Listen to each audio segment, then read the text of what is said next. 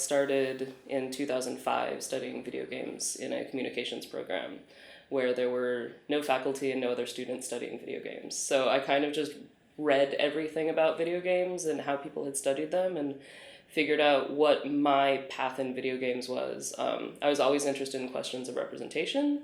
I was also interested in questions of audience reception in video games and sort of the cultural production that leads to video games being produced the way they are, what kind of themes and messages get in them.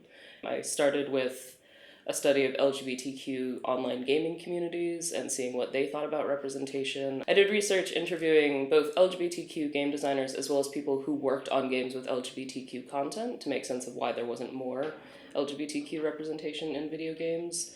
And then that list that I put together of LGBTQ games ultimately became what was the starting point for the LGBTQ Game Archive.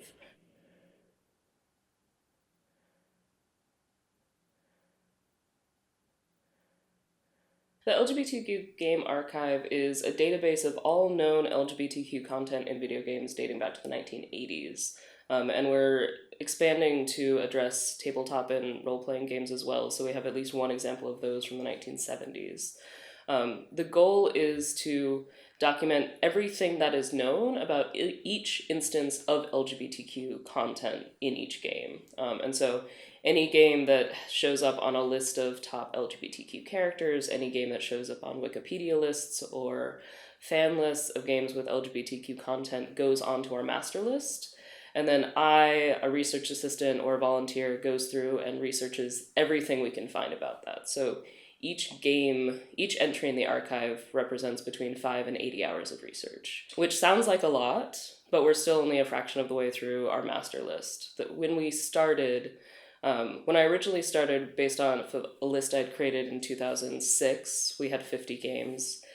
Over the course of building up to the archive project, I and a research assistant fleshed that out to about 150, and now we have over 1,200 games on our master list to be researched. Only about 400 of them are currently researched. And part of the goal is, one, to document the history, just to show that LGBTQ content has been in games all along, as long as games have existed, as well as to show sort of the depth of representation over the years. So there's this general assumption that representation has magically gotten better and more nuanced in video games. But actually, if you look at a lot of games from the 80s and 90s, they also had nuanced storylines. They also had homophobic storylines. They also had one-off joke characters. They also had sort of more interesting, complicated characters. And you still see that today. So part of it is so that people who want to make this kind of content can go back and get a sense of what's already been done, so that when they go to make LGBTQ characters, they can draw on what has been done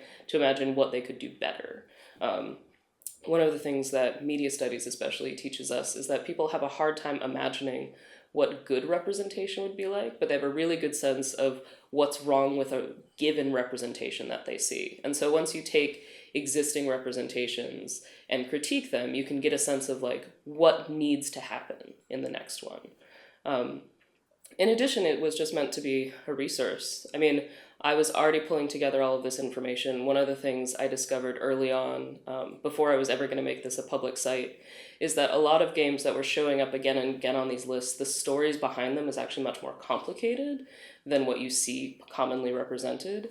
And so I wanted to not set the record straight, but I wanted to offer people more insight into what the backstory of characters like Birdo or Samus Aran are. Those characters' gender identities aren't quite as simple as a single entry on a Wikipedia list would necessarily let you know. I also realized that we were drawing a lot on what was already fan labor, fan-produced wikis and reviews and walkthroughs and videos and screenshots. All of that goes into our research, and it felt like it was important to give back by making the research we were doing and the piecing together we were doing public, especially because it's such a big ongoing research project that it's going to be a long time before I write the master book of LGBTQ content in games, but there's so much we've already done that people can make use of, and there's so much to it that I don't really feel like, oh no, everybody's going to get to the story first. As I said, we have over 1,200 games. This project is probably never actually going to be done, and that's fine. It doesn't have to be done. I came to a very zen place early on in the project where I realized if the project were ever done, it would be sad because that meant there wasn't any more content or any more games. And so like it's totally fine if it just keeps going. I can always carve out parts that I can write about right now for purposes of my career, but there's always more for other people to do. There's always more that's going to be done after I'm done. After I retire or decide I can't do it anymore, I can always hand it off to somebody else to keep it going.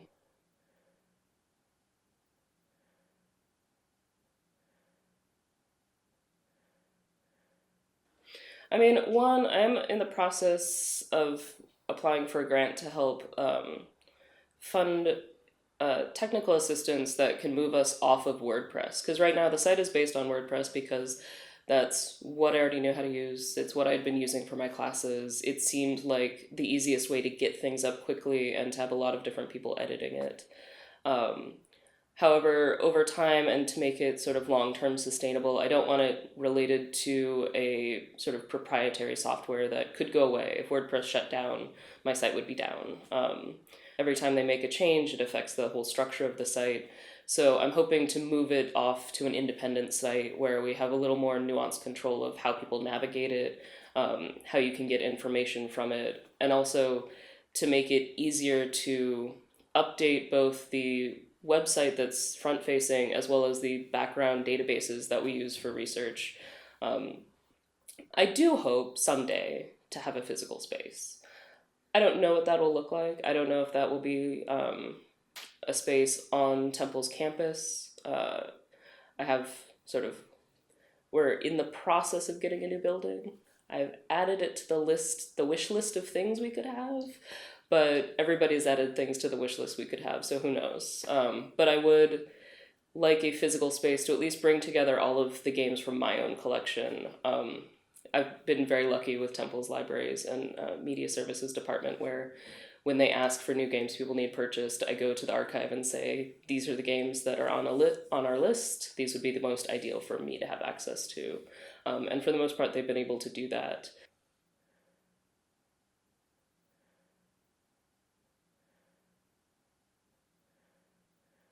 There are researchers at University of Washington who are in the starting stages of a grant project to work on archiving games beyond the game itself. So things like the sketches, the code books, the concept drawings, all of those things. And they're actually working with representatives of the video game industry to figure out both what the industry already makes that they could archive, what they'd be willing to archive. Because one of the things that would be useful is like conversations about what characters or what subplots to include and which parts to cut, but also what they could produce that they don't produce already. I think one, Lane Nooney's written a bit about this, I think one, the precariousness of the video game industry has meant people weren't focused on archiving. I mean, companies would close, everybody would toss all the paperwork because why would you keep it? The company's dead. And this general sense of it's all digital anyway, it will be saved forever. Like, between the two of those, the video game industry hasn't been particularly good at documenting its own history outside of like hero narratives of like this person did this, as opposed to these companies did this and these are their inner workings and inner practices. The companies that people write about are the ones that documented themselves well, and there are only a handful of those.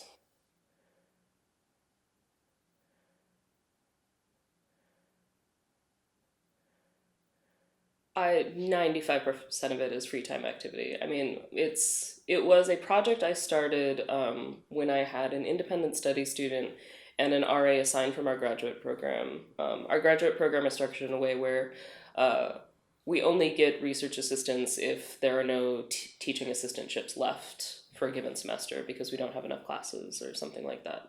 And then Refiguring Innovation in Games is a five-year scientific research program funded by the Social Science Humanities Research Council of Canada through York University, and they've given me a little bit of money every year for the past 5 years, but it's the end of their funding term. And each of those little pockets of money they've given me, I've been able to fund one undergraduate research assistant to help me.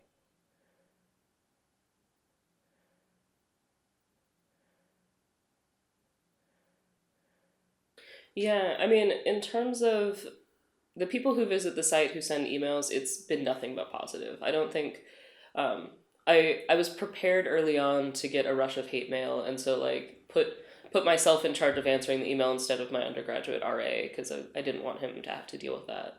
But we've never gotten anything negative. If at most we get somebody who sends in a correction, and it's usually a very helpful correction. It's you say this, but if you look at this, it's actually more like this, something like that. A lot of people volunteer. A lot of people thank us for it being such a great resource. A lot of people ask us if we can include their game. And there are a lot of people who use it for their own projects. So, for example, there's a independent game company in Brazil who used it for a part of an academic project they were doing as for an academic game conference in Brazil on video games, and they produce like visualizations based on our data. Students use it in their thesis projects at every level of education. In terms of the research itself, every time I present the project, people are really interested and excited about it.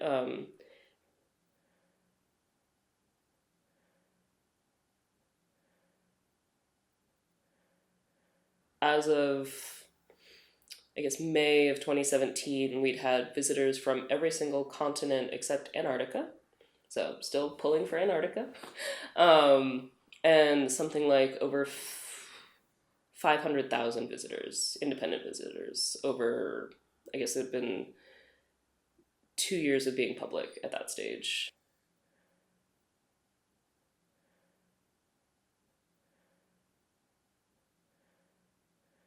Yeah, I mean, we've only recently started adding board games, and a lot of those came from our collaboration with Queerly Represent Me because they started adding board games to their master list. One thing that does clearly seem to be a trend is that people are making just a wider variety of games now, of all genres, board games included, and that those are super elaborate, you really have to know games well games, and they're super easy pick up and play. Anybody could play, even if they've never played a game before game. And I think one of the things that I've talked a bit about in my academic research writ large is that the focus can't just be on questions of who's represented in the games. It has to be a question of the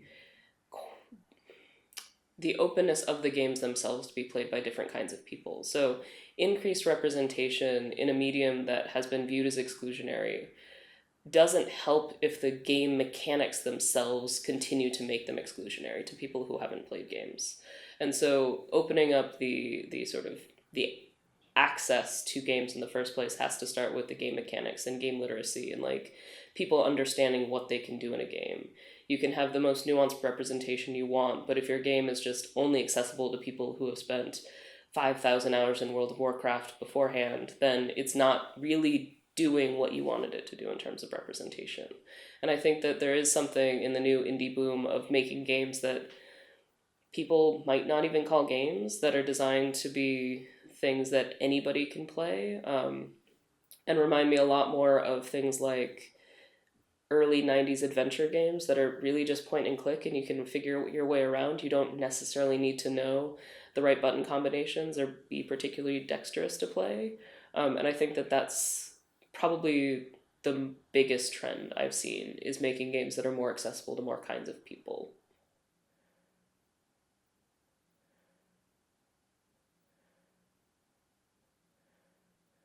Yeah, I mean, one of the things that I wrote about in a piece that the research was from 2006, 2007. The article came out in 2009. It was on the reasons, the sort of industrial reasons for the lack of LGBTQ content in video games.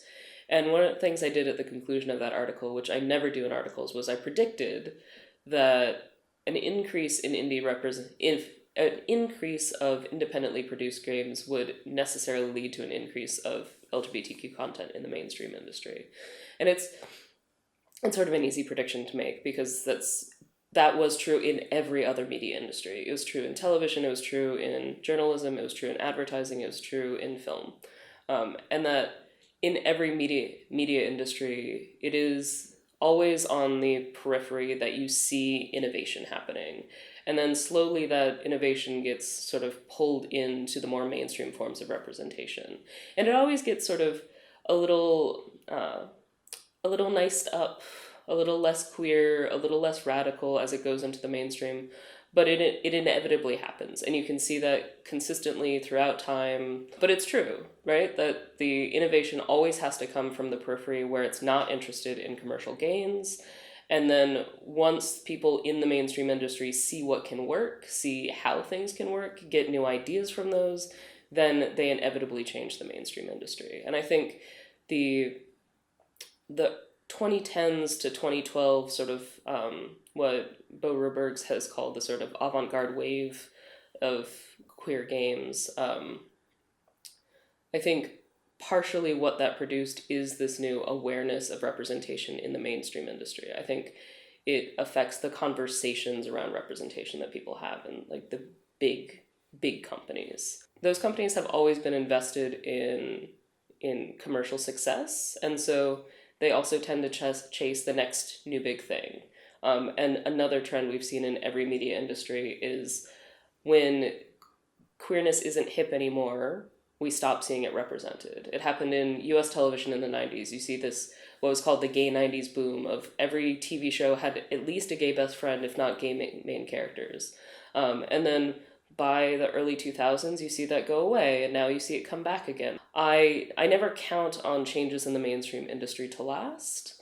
I don't say that to be sort of negative or depressing, but I think that it indicates that the fight's never over, right? That the indie designers have to keep making things, and that will change the industry, but the industry will always change in other directions, and so you have to keep pushing them for the representation that you want.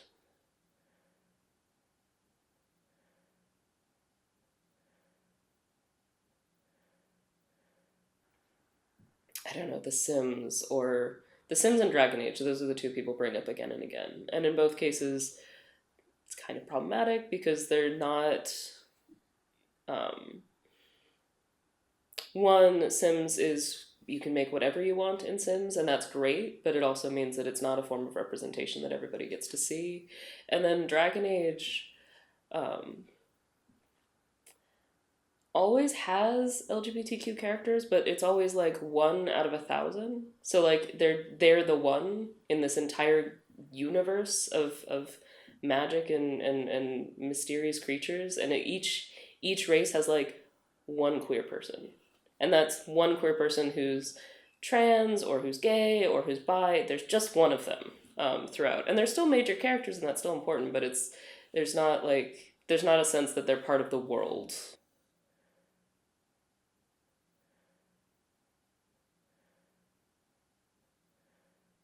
Like in all language, right? That in Japanese, people often play around the double meanings of phrases. So like there's a version of friendship that means like friends, and there's a version of friendship that means like friends, right?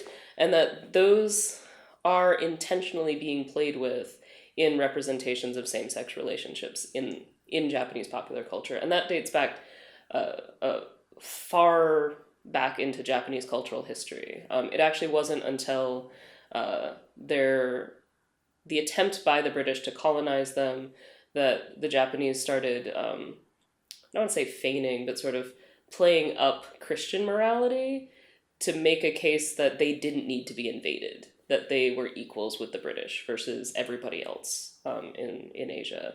And so they started playing up homophobia to basically placate the British and the Americans to sort of keep them from invading and making them yet another colony. At the same time, same-sex love is just a deep part of Japanese cultural production history. And so it's always there even if they're disavowing it. And so like the playing around language comes from a very particular historical era. The trouble is when it's translated into the US, when it's translated into English, when same-sex love from Japanese popular culture is translated into English, a lot of the innuendo gets lost in that translation. And this just refusal to acknowledge that even if Japanese popular culture doesn't openly embrace homosexuality, it's still a clear part of it. Like everybody in Japan would get that. And there's sort of a disavowal of that when it's translated into English. At the same time, there is a general sense by Japanese companies especially that Americans are homophobic, that the English-speaking world is homophobic, and so they purposely take out same-sex relationship references or references to gay characters because they think that Americans would react badly to them, which is something, I mean, we know that from all media studies and cultural industry studies that people are making things for what they project the audience to be, regardless of what that audience actually wants. And so I think in these translations, there's also this weird bit of sort of cultural translation history where Japan is selling us back our own homophobia by cutting out gay content and by including homophobic content. But also their history of homophobia is related to wanting to placate a Western audience that they viewed as being particularly homophobic, right? So it's like they're sort of just throwing it back at us, like, oh, but this is what you want, so we'll give you that. At the same time, mainstream Japanese culture is very much like you can be gay, but you still have to get married to a woman and have kids, right? So it's one of those things where the norms of what is allowed for different people is also very different. And I think that that's something that a lot of Western audiences can't fully wrap their heads around. Like, you're free to do what you want as long as you do what you're supposed to, versus the very much, I don't know, for lack of a better word, very black and white, either it's okay or it's not okay version that's more common in Western contexts.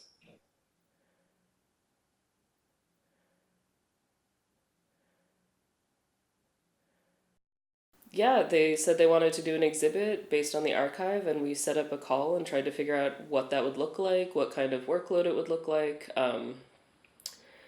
It was right before I was up for tenure, so I had to think through whether or not it was a good use of my time because it doesn't technically count for academic promotion in the same way. But at that stage, I was in a pretty good place for tenure regardless, and I didn't need yet another academic publication to get through that. And so I decided it seemed like a really fun way to put all of my research together. And so I've never worked on an exhibit before. I've never written text for a museum that had to go on a wall before. So a lot of it was finding ways to translate my work for something that was going to be a public audience, but also a public audience that doesn't necessarily play games, that might not necessarily know LGBTQ themes and issues, though you would imagine people going to the museum would. And also for an audience that's not American. I mean, I had to make sure I translated all of my examples to not rely too much on expectations of US popular cultural knowledge. It's cool because I realized, especially in writing the exhibit text, that and like pulling together all the pieces, that every section of the exhibit represents something I've done research on before. All of it draws on all of my academic research. And I think, like, I jokingly said, but it's not really a joke. It's like my CV has been put into a single room and made very, very pretty. I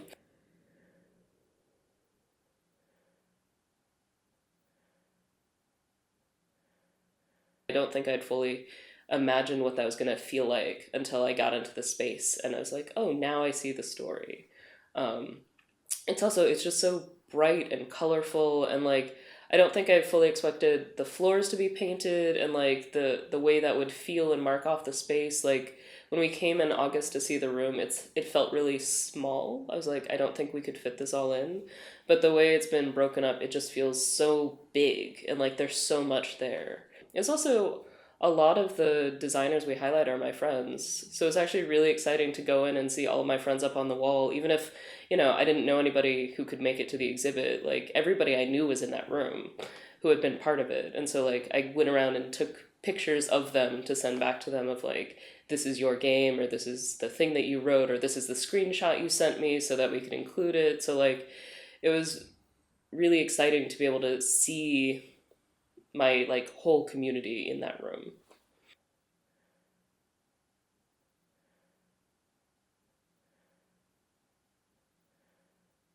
Yeah, I mean, we do have plans to make it a traveling exhibit. A lot of it was we're just waiting to we were waiting to get the exhibit up first before really going into detail, and then finishing the catalog as well.